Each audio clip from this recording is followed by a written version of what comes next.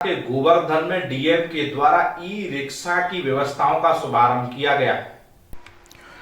जिलाधिकारी ने हरी झंडी दिखाकर ई रिक्शा यातायात व्यवस्था का गोवर्धन में शुभारंभ किया।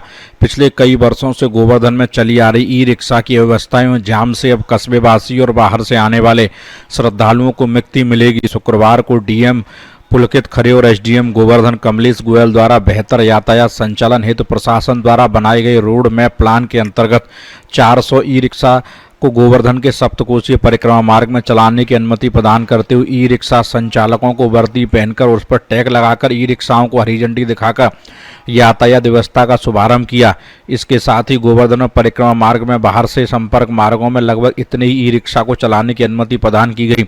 आपको बता दें कि पहले गोवर्धन में हजारों की संख्या में ई रिक्शा सड़कों पर दौड़ते थे, जिसकी वजह से आए दिन परिक्रमा मार्ग और कस्बे में जाम की स्थिति बनी रहती थी। श्रद्धालु जाम में फंसकर कराते नजर आते थे, लेकिन इस व्यवस्था के संचालन के बाद जाम से मुक्ति मिलेगी और श्रद्धालुओं को बेहतर परिवहन की व्यवस्थाएं प्राप्त होगी। डीएम पुलकित खरे ने बताया कि प्रशासन द्वारा निर्धारित संख्या में ही ई रिक्शा वाहनों का संचालन होगा। इसके अतिरिक्त बिना अनुमति की सड़क पर दौड़ते हुए ई रिक्शा ऊपर लगाम लगाने के लिए प्रशासन द्वारा कड़ी वैधानिक कार्रवाई अमल में लाई जाएगी। बाहर ही उन्होंने ई रिक्शा चालकों से कहा कि आने वाले श्रद्धालुओं के साथ विनम्रता का व्यवहार करें। ई रिक्शा तो देश के तमाम शहरों में चलते, लेकिन जो सौभाग्य आपको प्राप्त है वो अन्य कहीं भी ई रिक्शा चालकों को नहीं मिलता। आप श्रद्धालुओं को भगवान की भक्ति में सहयोग करते हैं, उन्हें गंतव्य तक पहुंचाते हैं।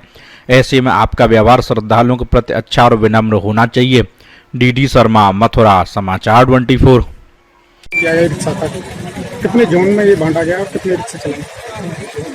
गोवर्धन में आज सभी व्यापारी बंधुओं, रिक्शा चालकों, हमारे प्रेस मीडिया के साथियों, सभी के सहयोग से पिछले कई माह से इस पे योजना बन रही थी कि किस तरह यातायात व्यवस्था को बेहतर करा जाए। और यातायात का एक प्रमुख अंग गोवर्धन में ई रिक्शा है।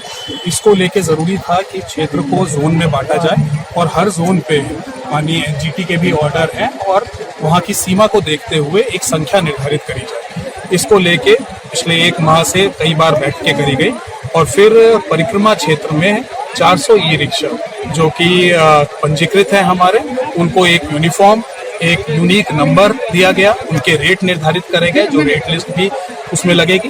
पूरे क्षेत्र को 3 जोन में बांटा गया है और आज उसका पहला जोन जो परिक्रमा मार्ग है उसका औपचारिक शुरुआत करी गई है। कल से इन्फोर्समेंट की कार्रवाई भी होगी। ये देखा जाएगा कि इन रिक्शाओं के अतिरिक्त यदि कोई अन्य रिक्शा इस क्षेत्र में चलते हुए पाए जाते हैं तो उनके खिलाफ कड़ी कार्रवाई हो। इस पूरी कार्रवाई का उद्देश्य ये है कि हमारे जो पर्यटक और श्रद्धालु गिरिराज महाराज के दर्शन करने, मंदिरों में यहाँ दर्शन करने आ रहे हैं, उनको यातायात और पूरी व्यवस्था सुदृढ़ मिले। ई रिक्शा की वजह से परेशानी ना हो बल्कि सुगमता का एहसास हो और हमारे ई रिक्शा चालक श्रद्धालु मित्र के रूप में उभर कर आए। सर, दान घाटी जो नो पार्किंग एरिया है उसमें भी बहाने पार्किंग कर देते हैं लोग, उनके लिए क्या व्यवस्था? अभी आपने मुझे बताया है तो ये अभी हम लोग चलेंगे मंदिर की तरफ, तो उसको चल के देखेंगे और उसके लिए कोई वैकल्पिक अगर स्थान होगा तो उसको निर्धारित करेंगे। अलवर